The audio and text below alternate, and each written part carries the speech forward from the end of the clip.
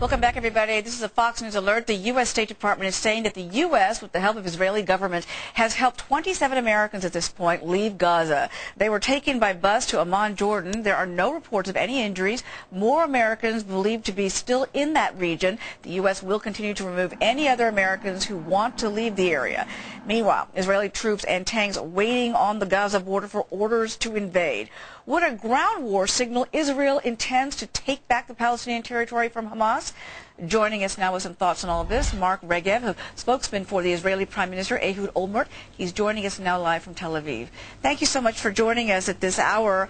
Obviously, a lot of people are very concerned about the troops that are at the border at this point.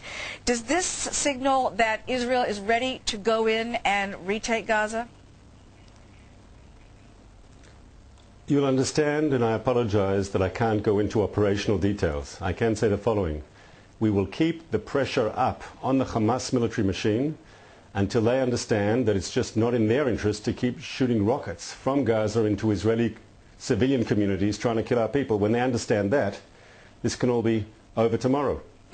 This has taken such a tragic toll. I know that the Israeli government has called people in the area, Palestinian homes, and dropped leaflets warning about the airstrikes. But unfortunately, we're still seeing civilian casualties, many of them children. What are you doing at this point to minimize the tragedy of civilians getting in the way?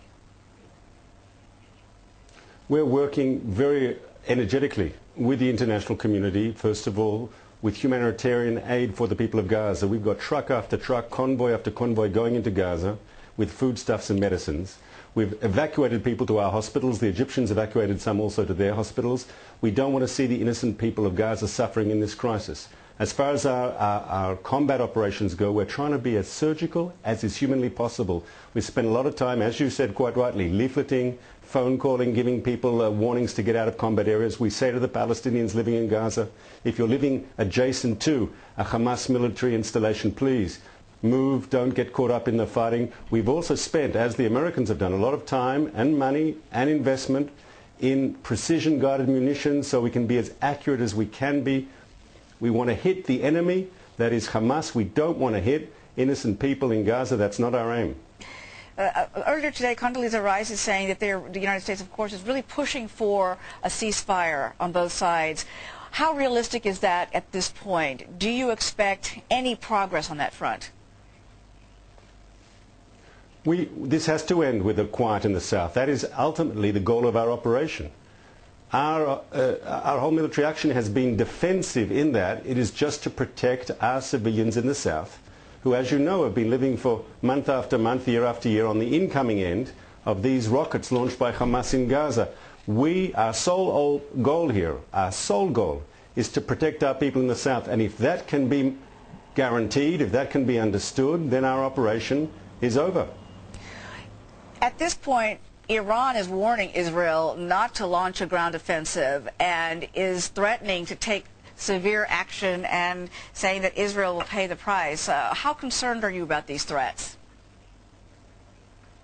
Well, you know, Hamas, through its extremism, through its policy of throwing out the ceasefire and causing this crisis through the escalation last week of rockets coming into my country, Hamas has alienated not only the Western world, Hamas has alienated most of the Arab and Muslim world.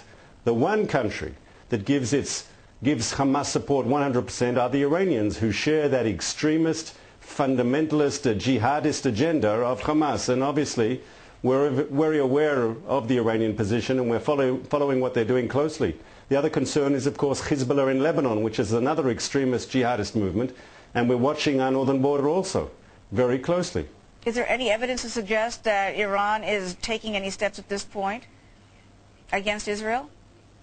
Well, we know for a fact that these rockets that are striking deep into Israeli territory, into Israeli cities 20, 30 miles inside Israel, these rockets aren't made in the Gaza Strip. They are imported.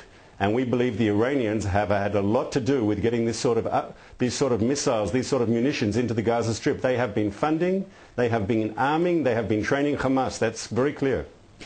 All right, Brad, thank you so much for joining us. Let's hope that in the days to come that the tensions will cool and that peace will once again return to that region. Thank you so much for joining us. That's my hope too. Thanks for having me. Well, no